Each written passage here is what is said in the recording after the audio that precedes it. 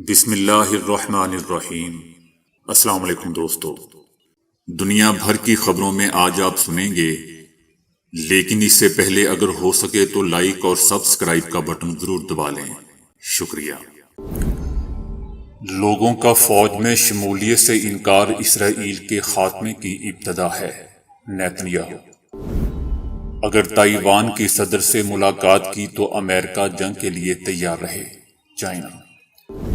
یونان میں یہودی عبادت گاہ پر حملے کی منصوبہ بندی کے الزام میں 2 پاکستانی گرفتار۔ 8 اکتوبر کو کون سا جادو ہوگا؟ 8 اکتوبر کی جگہ 8 ستمبر یا 8 اگست کیوں نہیں؟ Chief justice of Pakistan. امریکہ پراکسی وار کے ذریعے عالمی امن کے لیے سب سے بڑا خطرہ ہے، چائنا۔ مسلمانوں کے ماہ مقدس میں روزے رکھنے والے کچھ غیر مسلم۔ سعودی عرب میں 32 سال سے رمضان میں مفت روٹیاں بانٹنے والا پاکستانی۔ چکوال کا خوفناک قبرستان جہاں دن میں بھی کوئی نہیں جا سکتا۔ تو آئیے چلتے ہیں خبروں کی تفصیل کی جانب۔ اسرائیلی حکومت کے وزیر اعظم نے اسرائیل کے خاتمے کی بابت خبردار کرتے ہوئے کہا ہے کہ لوگوں کا فوج میں شمولیت سے انکار اسرائیل کے خاتمے کی ابتدا ہوگی۔ نیتن یاہو نے مقبوضہ فلسطینی علاقوں میں پائے جانے والی کشیدگی کو انتہائی خطرناک قرار دیا ہے۔ نیتن یاہو کا کہنا تھا کہ فوج کے بغیر اسرائیل کا وجود باقی نہیں بچے گا، جبکہ فوجی سروس کی مخالفت اسرائیل کے خاتمے پر ختم ہوگی۔ مخالفین سے اپیل ہے کہ وہ فوجی خدمت کے معاملات کے لیے آگے آئیں۔ ہڑتالوں نے نیتن یاہو کو عدالتی اصلاحات کے بل پر رائے شماری مؤخر کرنے پر دوستوں مجبور کر دیا ہے۔ کہا جا رہا ہے کہ نیتن یاہو اور ان کے انتہا پسند اتحادی عدالتی اصلاحات کا بل آئندہ موسم گرما تک پارلیمنٹ میں پیش نہ کرنے پر اتفاق کر لیا ہے۔ اس فیصلے کے بعد صدر اسحاق نے مخالفین سے اپیل کی ہے کہ وہ نیتن یاہو حکومت کے ساتھ بات چیت شروع کرنے کے لیے ورکنگ گروپ تشکیل دیں۔ نیتن یاہو کی عدالتی اصلاحات کے خلاف مظاہرہ کرنے والوں نے تل ابیب کی سڑکوں پر دھرنا دے کر حکومت کو مفلوج کر دیا تھا، جس کے بعد نیتن یاہو کو متنازع بل پر رائے شماری مؤخر کرنے کا اعلان کرنا پڑا۔ تقریباً 1 لاکھ مظاہرین نے تل ابیب کے مرکز میں واقع پارلیمنٹ کی عمارت کو اپنے محاصرے میں لے لیا تھا، جو عدالتی اصلاحات واپس لینے کا مطالبہ کر رہے تھے۔ پولیس نے مظاہرین کو منتشر کرنے کے لیے طاقت کا استعمال کیا اور صوتی بمبوں اور پانی کی توپوں سے ان پر حملہ کر دیا۔ پولیس نے نیتن یاہو حکومت کے خلاف مظاہرہ کرنے والوں کو بری طرح زدہ کوب کرنے کے علاوہ سینکڑوں مظاہرین کو گرفتار بھی کر لیا۔ تنازعات سے اس بات کی بخوبی نشاندہی ہوتی ہے کہ صہیونیوں کے درمیان نیتن یاہو کابینہ کے خلاف پائی جانے والی عام نفرت میں شدت پیدا ہوئی ہے۔ نیتن یاہو اور اس کی کابینہ کو اقتدار میں آئے 3 مہینے بھی نہیں گزرے ہیں کہ مقبوضہ فلسطین میں جاری بحران اپنے انتہا کو پہنچ چکا ہے۔ جب تائیوان کی صدر اگلے ماہ وسطی امریکہ کے دورے کے دوران نیو یارک اور کیلیفورنیا جائیں گی تو وہاں امریکی ایوان نمائندگان کے اسپیکر سے ملاقات بھی کریں گی۔ دورے کا اختتام نیو یارک اور کیلیفورنیا میں ہوگا، لیکن ابھی تک ان کی امریکی اسپیکر سے ملاقات کی باضابطہ طور پر اس کی تصدیق نہیں کی گئی۔ چائنا نے مزید کہا کہ تائیوان کی صدر امریکی اسپیکر سے ملاقات کرتی ہے تو یہ اشتعال انگیزی ہوگی، جو ون چائنا اصول کی سنگین خلاف ورزی ہے اور چائنا کی خود مختاری اور علاقائی سالمیت کو نقصان پہنچاتی ہے۔ چائنا کی دھمکی پر تائیوان کی مسلح افواج نے کہا کہ وہ صدر کے بیرون ملک دورے کے دوران کسی بھی چینی اقدام پر نظر رکھے ہوئے ہیں اور قومی دفاع اور سالمیت کو یقینی بنائیں گے۔ یاد رہے دوستو کہ یہ پہلی بار نہیں کہ جب تائیوان کی صدر کی امریکی اسپیکر سے ملاقات پر چائنا نے اشتعال انگیزی کا مظاہرہ کیا ہو۔ گزشتہ سال اگست میں اس وقت کی امریکی اسپیکر نینسی پیلوسی تائیوان پہنچی تو چینی طیاروں نے تائیوان پر پرواز کی تھی۔ چین کا دعویٰ ہے کہ تائیوان اس کا حصہ ہے، جبکہ امریکہ سمیت دیگر ممالک تائیوان کی آزاد اور خود مختار ریاست کی حمایت کرتے ہیں۔ یونان میں یہودی عبادت گاہ پر حملہ کرنے کی منصوبہ بندی کے الزام میں ایرانی نژاد پاکستانی نوجوانوں کو اسرائیلی خفیہ ایجنسی موساد کی مدد سے حراست میں لیا گیا ہے۔ ایک عمارت پر حملے کی وہ منصوبہ بندی کر رہے تھے جس کی اطلاع اسرائیلی خفیہ ایجنسی موساد نے دی۔ اس عمارت میں ایک یہودی عبادت گاہ اور یہودیوں کے لیے مختصر ایک ریسٹورنٹ بھی تھا۔ یونانی پولیس نے موساد کی مدد سے 27 اور 29 سالہ ایرانی نژاد پاکستانی نوجوانوں کو حراست میں لے کر تفتیشی عمل شروع کر دیا ہے جن کی شناخت ظاہر نہیں کی گئی۔ تفتیش کاروں کو نوجوانوں کے گھر سے عمارت کے نقشے جبکہ موبائل فونز پر گفتگو اور ان کی لوکیشن سمیت شواہد ملے ہیں۔ اسرائیلی وزیر اعظم نیتن یاہو کے دفتر سے جاری ایک بیان میں کہا گیا ہے کہ یہ بیرون ملک اسرائیلی اور یہودی اہداف کو نشانہ بنانے کی ایک تازہ کوشش اور مثال ہے۔ یونانی پولیس نے بتایا ہے کہ اس حملے کا ماسٹر مائنڈ ایک پاکستانی ہے جو یورپ سے باہر رہتا ہے۔ دوستو، یاد رہے کہ یونان میں یہودیوں کی تعداد تقریباً 5000 ہے اور یونانی حکومت کے اسرائیل کے ساتھ تعلقات کافی مستحکم ہیں۔ دونوں ممالک کے درمیان سیکیورٹی اور فوجی معاہدے بھی ہیں۔ اور آپ جانتے ہی ہیں کہ یونان قرآن پاک کی بے حرمتی کے لیے بہت زیادہ مشہور ہے۔ چیف جسٹس عمر عطا بندیال کی سربراہی میں سپریم کورٹ کے 5 رکنی بینچ نے انتخابات ملتوی کرنے کے خلاف عمران خان کی درخواست کی سماعت کی۔ چیف جسٹس نے کہا کہ الیکشن تو ہر صورت 2023 میں ہونا تھے، کیا بجٹ میں 2023 الیکشن کے لیے بجٹ نہیں رکھا گیا تھا؟ اٹارنی جنرل نے جواب دیا کہ انتخابات کے لیے بجٹ آئندہ مالی سال میں رکھنا ہے۔ قبل از وقت اسمبلی تحلیل ہوئی، اس کا علم نہیں تھا۔ ملک بھر میں ایک ہی دفعہ انتخابات ہوں تو 47 ارب روپے خرچ ہوں گے، انتخابات الگ الگ ہوں تو 20 ارب روپے اضافی خرچ ہوں گے۔ وکیل الیکشن کمیشن نے دلائل دیے کہ سیکٹر کمانڈر ISI نے بتایا ہے کہ کالعدم تنظیموں نے متوازی حکومتیں بنا رکھی ہیں۔ خفیہ رپورٹس میں بتایا گیا ہے کہ مختلف تنظیمیں متحرک ہیں۔ خفیہ رپورٹس کے مطابق ان خطرات سے نکلنے میں 6 سے 7 مہینے لگیں گے۔ چیف جسٹس نے کہا کہ جو معلومات آپ دے رہے ہیں وہ سنگین نوعیت کی ہیں۔ کیا آپ کی یہ باتیں صدر کے علم میں ہیں؟ اگر صدر پاکستان کو نہیں بتایا تو آپ نے غلطی کی ہے۔ صدر نے تاریخ الیکشن کمیشن کے مشورے سے دی تھی۔ چیف جسٹس نے کہا کہ 20 سال سے ملک میں تخریب کاری کا مسئلہ ہے، اس کے باوجود ملک میں انتخابات ہوتے رہے ہیں۔ 90 کی دہائی میں 3 دفعہ الیکشن ہوئے جب فرقہ واریت اور تخریب کاری عروج پر تھی۔ 8 اکتوبر کو کون سا جادو ہوگا؟ چیف جسٹس نے ریمارکس دیے کہ جہاں مسئلہ زیادہ ہے اس ضلع میں انتخابات مؤخر بھی ہو سکتے ہیں۔ 8 اکتوبر کی جگہ 8 ستمبر یا 8 اگست کیوں نہیں ہو سکتا؟ جسٹس اعجاز الاحسن نے ریمارکس دیے کہ الیکشن کمیشن پروگرام تبدیل کر سکتا ہے، تاریخ نہیں۔ چیف جسٹس نے کہا کہ الیکشن کمیشن نے پرانا شیڈول ختم کر کے نیا شیڈول جاری نہیں کیا بلکہ 8 اکتوبر کا جھنڈا لگا دیا۔ آپ چاہتے ہیں کہ عدالت 8 اکتوبر کی تاریخ پر مہر لگا دے، یہ نہیں ہوگا۔ چائنا نے امریکہ میں انسانی حقوق کی خلاف ورزیوں کے بارے میں سالانہ رپورٹ جاری کر دی ہے۔ چائنا کی جاری کردہ رپورٹ میں انسانی حقوق اور بنیادی آزادیوں کو نظر انداز کیے جانے کی بابت امریکہ پر کڑی نکتہ چینی کی گئی ہے۔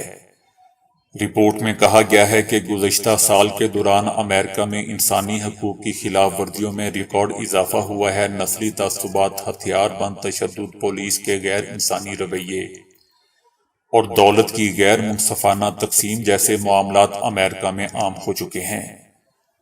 امریکی طرز جمہوریت کی جڑیں کھوکھلی ہو چکی ہیں اور انتخابی نتائج کی تبدیلی کے لیے پیسوں کا لین دین عام ہو چکا ہے۔ چائنا کی جاری کردہ رپورٹ میں کہا گیا ہے کہ امریکی شہریوں کو پولیس اور انتظامی اداروں کے پرتشدد اقدامات کا سامنا ہے، حالانکہ امریکہ خود کو انسانی حقوق کا علمبردار قرار دیتا ہے۔ امریکہ نے کیوبا، ایران، شام اور افغانستان سمیت دنیا کے 20 ملکوں کے خلاف بلا جواز اور یک طرفہ پابندیاں عائد کر رکھی ہیں۔ چائنا کی جاری کردہ اس رپورٹ میں بڑے واشگاف الفاظ میں کہا گیا ہے کہ امریکہ دیگر ملکوں کے خلاف بار بار طاقت کا استعمال کرتا آیا ہے اور پراکسی وار کے ذریعے عالمی امن و سلامتی کے لیے سب سے بڑا خطرہ بن چکا ہے۔ اس کا کوئی انتظام کرنا ہوگا۔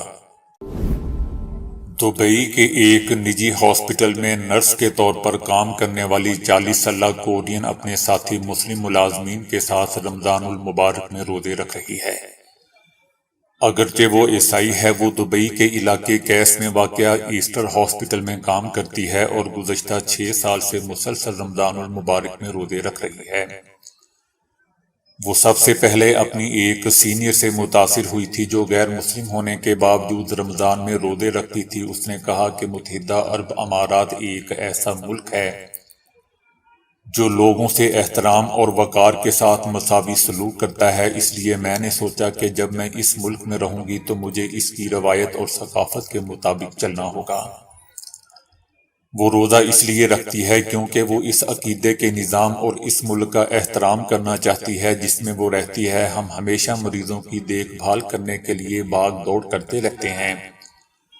انسان ہونے کے ناطے ہم تھک جاتے ہیں۔ کھانا اور پانی کے بغیر پورا دن کام کرنا مشکل ہوتا ہے، لیکن مجھے اس وقت کھانا اور پانی پینا اچھا نہیں لگتا جب میرے بہت سے ساتھی روزے کے ساتھ کام کر رہے ہوتے ہیں، لہذا میں ان کے ساتھ روزہ رکھنے میں شامل ہو جاتی ہوں اور افطار کا وقت آنے پر ہی افطار کرتی ہوں۔ دوستو، وہ اس مقدس مہینے میں روزہ رکھنے والی واحد غیر مسلم نہیں ہے۔ بھارت سے تعلق رکھنے والے ایک ہیلتھ کیئر آپریشن پروفیشنل 30 سالہ پرسنا کمار 5 سال سے زیادہ عرصے سے رمضان میں روزے رکھ رہے ہیں۔ انہوں نے رمضان میں اپنے تجربے کا ذکر کرتے ہوئے کہا کہ میں گزشتہ کئی سال سے روزے رکھ رہا ہوں۔ میں ذاتی طور پر محسوس کرتا ہوں کہ رمضان کے دوران مجھے روزہ پرسکون بناتا ہے اور امن اور راحت عطا کرتا ہے اور رمضان کے اختتام تک ہمیں ایک نئے انسان میں تبدیل کر دیتا ہے۔ وہ بتاتے ہیں کہ جب میں نے پہلی بار روزہ رکھنا شروع کیا تھا تو میں نے یہ کام صرف اپنے مسلمان دوستوں کے ساتھ شامل ہونے کے لیے کیا تھا، لیکن جب مجھے رمضان میں روزے رکھنے کے فوائد کا احساس ہوا تو مجھے کوئی چیز نہیں روک سکتی تھی۔ سعودی عرب کے شہر حائل میں 32 سال سے ہر رمضان المبارک میں مفت روٹیاں تقسیم کرنے والے نان بھائی کا تعلق پاکستان سے ہے۔ پاکستانی شہری نے رمضان المبارک میں ایک نئی مثال قائم کر دی ہے۔ وہ روٹیاں فروخت کر کے اپنا اور اپنے گھر والوں کا پیٹ پالتا ہے، لیکن دل کا بہت فیاض اور سخی ہے۔ پاکستانی نان بھائی پچھلے 30 سالوں سے ہر رمضان میں مفت روٹیاں فراہم کرتا ہے۔ وہ 32 سال پہلے یہاں آیا تھا اور تب سے روٹی بنانے کا کام کر رہا ہے، اور سعودی عرب میں اپنے پہلے رمضان سے ہی اس نے مفت روٹیاں دینا شروع کر دی تھی۔ پاکستانی شہری کا کہنا تھا کہ شروع میں کم لوگوں کو اس کا پتہ تھا، لیکن جیسے جیسے شہرت ملتی رہی روٹیاں لینے والوں کی تعداد میں اضافہ ہوتا گیا۔ مجھے کبھی پریشانی نہیں ہوئی کیونکہ روٹیاں مفت لینے والوں کی تعداد بڑھی تو اللہ نے مخیر حضرات کو فرشتوں کی صورت میں بھیج دیا۔ پاکستانی نان بھائی کو اس خدمت پر نہ صرف سعودی میڈیا بلکہ مقامی سعودی حکام نے بھی سراہنا شروع کر دیا ہے۔ چکوال کا خوفناک قبرستان جہاں دن میں کوئی بھی نہیں جا سکتا۔ پاکستان میں ایسے کئی مقامات ہیں جو کہ اپنے خوفناک اور حیران کن نظاروں کی وجہ سے جانے جاتے ہیں۔ پاکستان کے شہر چکوال میں ایسا قبرستان موجود ہے جو کہ اب آثار قدیمہ کی شکل تو اختیار کر ہی چکا ہے، ساتھ ہی اپنے خوفناک مناظر کی وجہ سے بھی توجہ حاصل کر رہا ہے۔ یہاں موجود یہ قبرستان بنجر زمین اور کھوکھلی قبروں کی وجہ سے دن کی روشنی میں بھی خوف پیدا کر دیتا ہے۔ یہاں عام طور پر اب جنازے نہیں لائے جاتے۔ لائے نہیں جاتے، جبکہ پہلے سے موجود قبروں پر ان کے پیارے بھی نہیں آتے، لیکن جب بارش برستی ہے یہاں کی زمین پر بھی ہریالی خوب نکلتی ہے، یہاں تک کہ قبرستان ہی غائب ہو جاتا ہے کیونکہ ہریالی اور گھاس قبروں کو بھی چھپا دیتی ہے۔ اسی قبرستان میں پاکستان بننے سے پہلے کی قبریں بھی موجود ہیں، جس کی وجہ سے یہ قبرستان آج تک سنسان ہے۔ مقامی افراد کے مطابق اس قبرستان میں صرف قبریں ہی نہیں بلکہ مختلف چیزیں بھی دفن ہیں۔ اگر آپ یا آپ کے خاندان میں کسی کو بہت زیادہ سیلفیاں لینے کا شوق ہے تو آپ کو اس حوالے سے فکر مند ہونے کی ضرورت ہے، کیونکہ بھارتی اور برطانوی ماہرین نے ایک مشترکہ تحقیق میں اس حوالے سے خوفناک انکشاف کر دیا ہے۔ انڈیا ٹائمز کے مطابق ٹرینٹ یونیورسٹی برطانیہ اور Thiagarajar School of Management Tamil Nadu Bharat کے ماہرین نے اپنی تحقیق میں بتایا ہے کہ بہت زیادہ سیلفیاں لینے کا شوق ایک حقیقی ذہنی بیماری ہے۔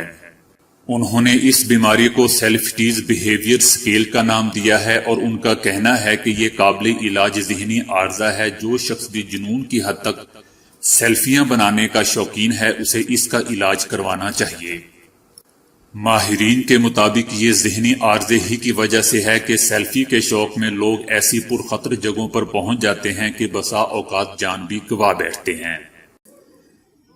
امریکہ میں ایک جوڑے نے ہوٹل کے ورکرز کو $2000 تقریباً 3,20,000 پاکستانی روپے ٹپ دے دی، جس کی وجہ ایسی ہے کہ سن کر آپ کو بھی شاید خوشگوار حیرت ہوگی۔ یہ جوڑا آج سے 20 سال پہلے 12 فروری کے دن اسی ہوٹل میں پہلی بار ملا تھا۔ اس ہوٹل میں ملاقات کے بعد وہ رشتہ ازواج میں بن گئے تھے۔ تب سے یہ جوڑا ہر سال 12 فروری کو شام 7:30 بجے اسی ہوٹل میں جاتا ہے اور اسی میز پر بیٹھتا ہے جس پر ان کی پہلی ملاقات ہوئی تھی۔ گزشتہ دنوں اپنی پہلی ملاقات کی 20ویں سالگرہ پر یہ جوڑا ایک بار پھر ہوٹل گیا اور ہوٹل کے ورکرز کے لیے $2000 ٹپ دے دی۔ ہوٹلز کے مالک جم ہینکس کا کہنا ہے کہ یہ جوڑا بہت فیاض ہے، وہ ہر سال آتے ہیں اور بہت ساری ٹپ ورکرز کو دے کر چلے جاتے ہیں۔ انہوں نے ہمیں اپنی شناخت مخفی رکھنے کو کہا ہے، جس کی وجہ سے ہم ان کے نام نہیں بتا سکتے۔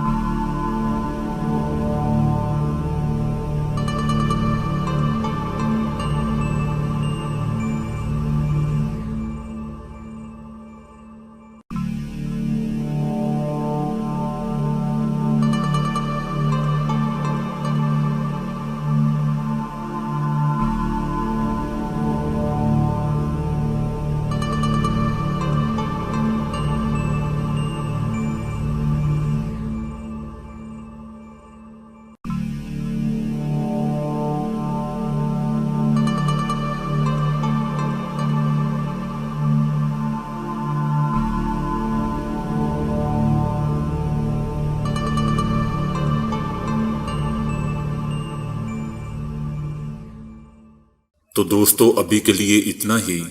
ویڈیو کو لائک اور شیئر کرنے کا بہت بہت شکریہ۔